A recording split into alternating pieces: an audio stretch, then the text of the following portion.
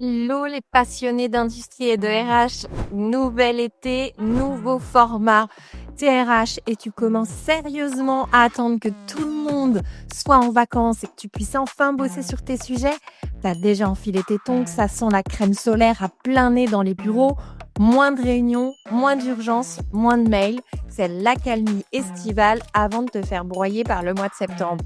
Alors plutôt que d'attendre cet habituel tsunami, je te propose un truc. C'est un cahier de vacances RH. C'est une série audio et vidéo. Et la promesse est simple, un été pour muscler tes process RH et surtout éviter de te faire broyer à la rentrée. Des épisodes courts et des cas concrets. Et à chaque fois, un outil, un exercice ou un cas d'usage à tester dans ton coin ou en équipe que tu reçois dans ta boîte mail. Parce qu'on ne va pas se mentir, c'est jamais le bon moment de s'y mettre. Donc, c'est maintenant. Et si tu as envie d'aller plus loin après tout ça, je t'en reparle au courant de cet été. Mais d'abord, tongs ou pas, on attaque. Hello, eh bien, écoute, dernière semaine. Voilà, dernière semaine du cahier de vacances.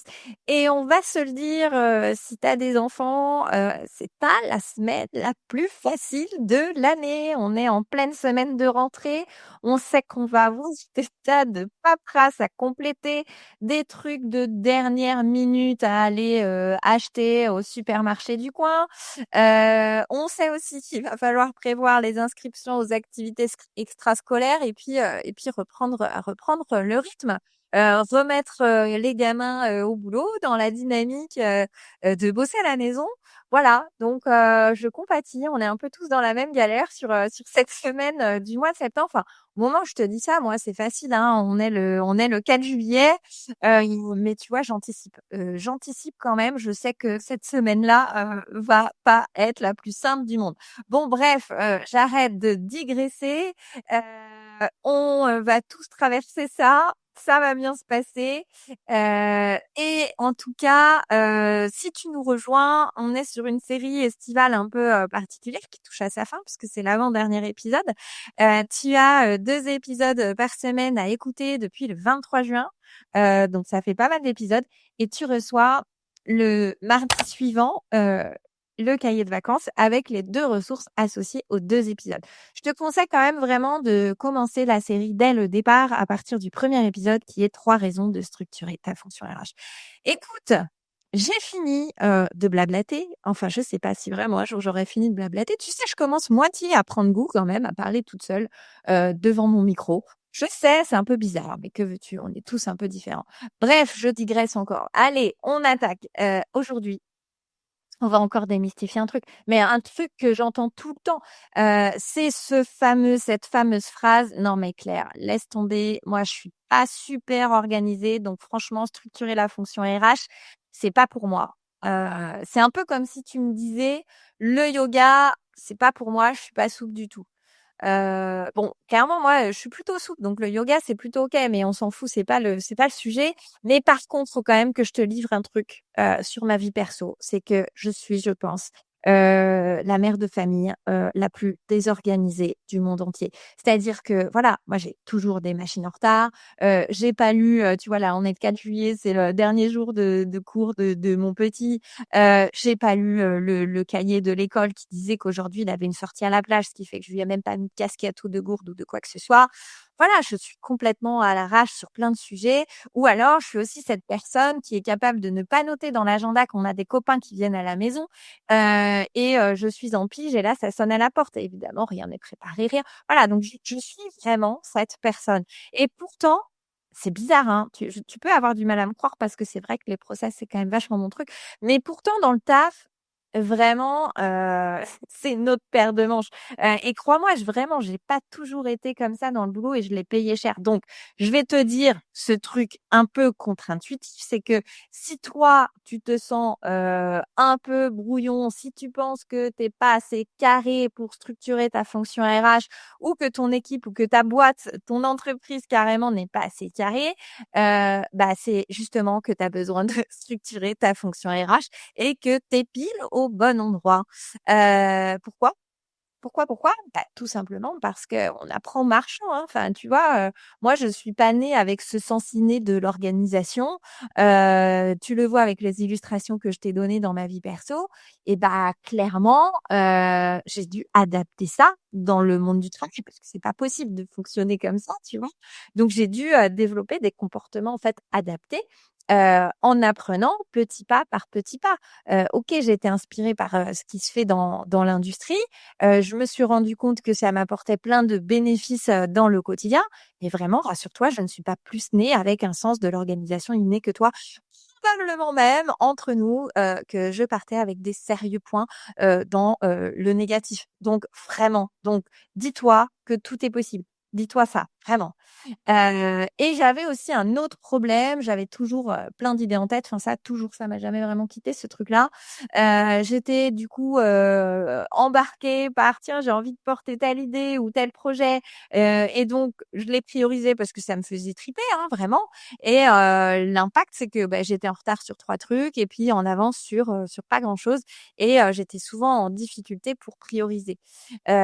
Pourtant, voilà, j'ai eu des postes à responsabilité, j'ai managé des équipes, j'ai eu un rôle, régional, enfin, voilà et du coup, qu'est-ce qui se passait? Ben, mon équipe avait souvent du mal à me suivre et en fait, voilà, c'était pas leur faute, c'est que c'était moi qui manquais de cadre, de repères, de process, de vision claire.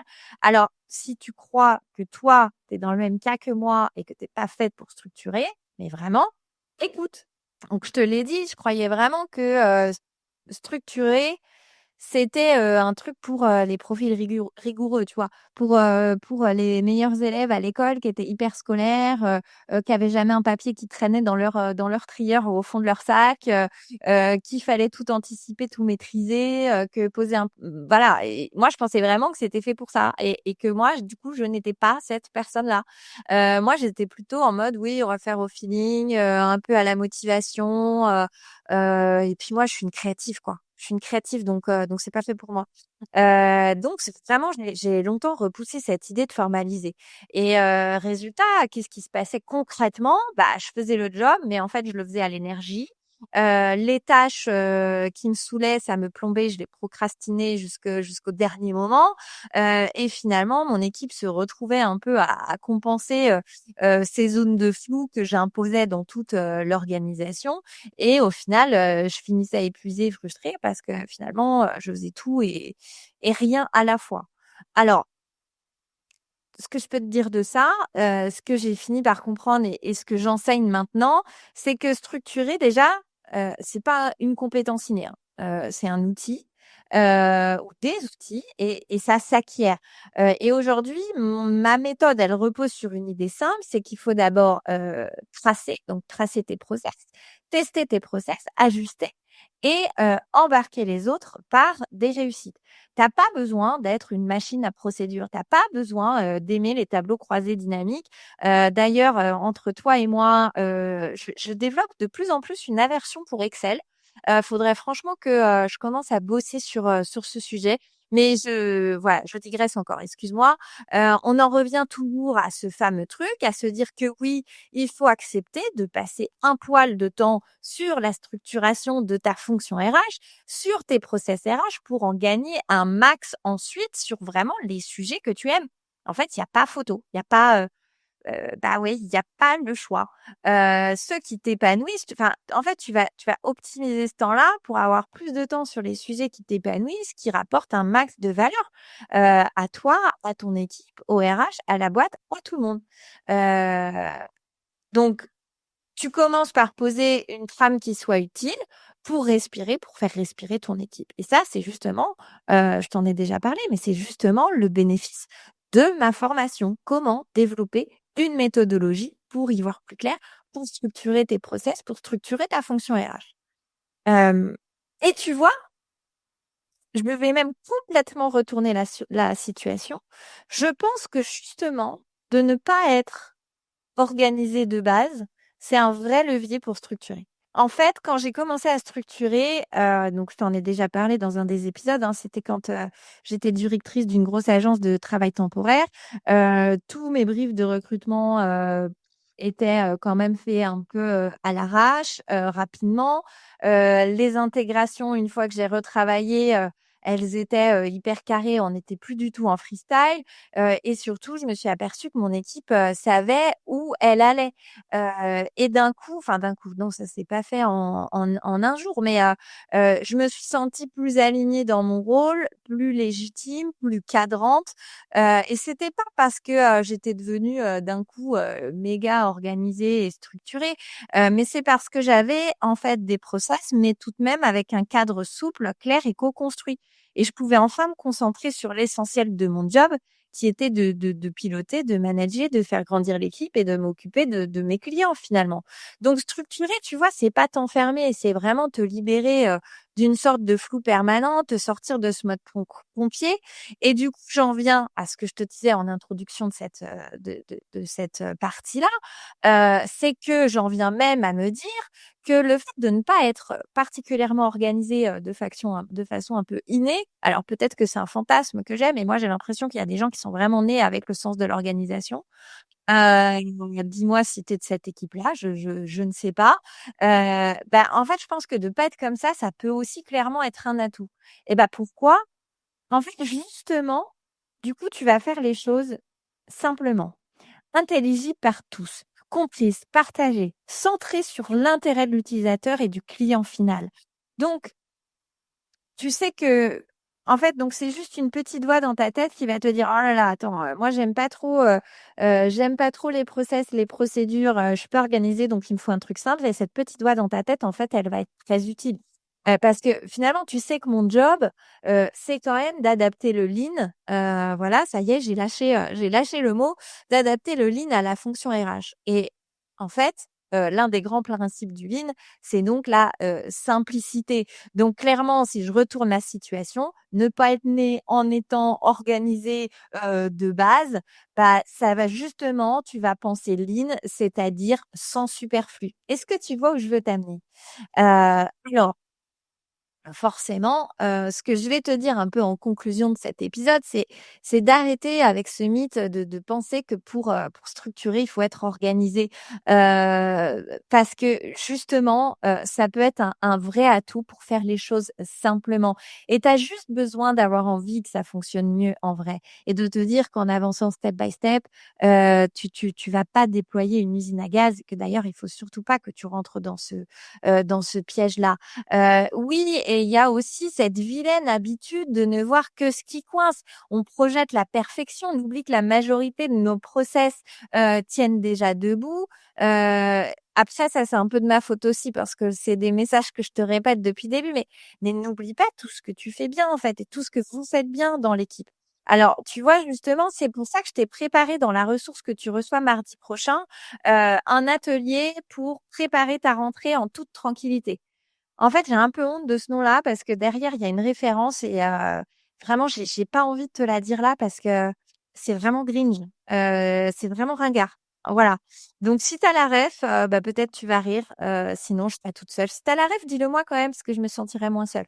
Mais bref, cet atelier, il est fait pour, en équipe, célébrer aussi vos forces, identifier vos zones de flou, mais vraiment sans vous flageller, sans apporter un regard critique, juste apporter du factuel.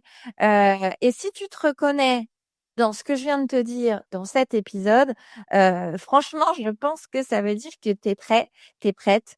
Et ce qui te manque maintenant, c'est simplement une méthode, un pas à pas pour transformer vos process, pour transformer votre structuration RH, pour piloter vos projets, pour résoudre vos problématiques RH. Alors, à ce stade, cette méthode, tu en as besoin, tu as besoin d'une vision pas à pas et c'est là tout l'objet de ma formation Voler les pratiques des ingénieurs pour structurer la fonction RH. D'autant plus puissant si tu bosses en industrie parce que ces outils-là, ce sont des outils que eux, ils utilisent en prod, que ta ligne managériale, les ingénieurs utilisent. Donc, d'autant plus puissant, tu vas parler le même langage, tu vas découvrir, tu vas comprendre, en fait, tous ces concepts-là. Mais évidemment, je les ai adaptés pour pas que ce soit trop boring pour toi. Dedans, tu vas aussi trouver des cas d'usage parce qu'on l'a fait en live, la formation. Donc, tu vas pouvoir partager avec tes pairs Tu vas pouvoir partager avec d'autres RH, avec d'autres dirigeants qui rencontrent les mêmes problématiques, qui eux ont mis des solutions en place. Enfin, tu vois, on va pouvoir, tricoter ensemble des cas d'usage, réels et identifier des pistes de solutions. Voilà ce que je te propose. Donc tu veux en savoir plus, tu as le lien, vers, la description de la formation, juste en dessous. Donc, tu cliques et tu reçois toutes les infos. Eh ben, écoute, j'espère que je t'y retrouve très bientôt parce que je te jure que tout ce cahier de vacances, je pense que je t'ai déjà apporté pas mal de valeur. Mais franchement, dans la formation, on va encore plus loin et je te donnerai tous mes outils, je te le promets. Allez, je te laisse, sur cet épisode et on se retrouve tout bientôt pour la fin de cette série. Salut, bye. Voilà, cet épisode est terminé et si tu es encore là et que tu m'écoutes déjà depuis quelques épisodes, j'imagine que tous ces sujets te parlent. Je me doute que tu passes ta vie à avoir la sensation de gérer les problèmes des autres, que tu es littéralement entre le marteau et l'enclume avec d'un côté les enjeux stratégiques à porter et de l'autre la tête dans l'opérationnel qui te bouffe donc tout ton temps. Donc tu vois bien, tu pourrais faire mieux maintenant. Mais t'as jamais le temps de poser un cadre et quand tu veux structurer, piloter un projet RH, tu rames, tu rames, tu rames pour embarquer la ligne managériale, avoir un budget ou juste simplement qu'on t'écoute. C'est exactement pour ça que j'ai créé cette formation Voler les pratiques des ingénieurs pour structurer votre fonction RH. Elle te permettra de parler le même langage que les opérationnels, que ton dirigeant, que ta ligne managériale et reprendre enfin la main sur ton quotidien. Donc oui, tu vas y trouver une méthode. Oui, tu vas y trouver des outils prêts à l'emploi. Tu vas aussi trouver la capacité de poser un cadre solide qui va te permettre tout ça, mais aussi le plaisir d'échanger avec des pairs et de confronter vos problématiques et que l'on va pouvoir décortiquer ensemble. Donc, pour cette première session, cette première cohorte, allez, je lâche le mot, j'ai fait un tarif spécial, un tarif Early Bird. C'est maintenant ou jamais. Je te mets le lien pour t'inscrire à cette formation dans la description de l'épisode. En attendant, je te retrouve lundi ou jeudi pour un nouvel épisode. Allez, bye!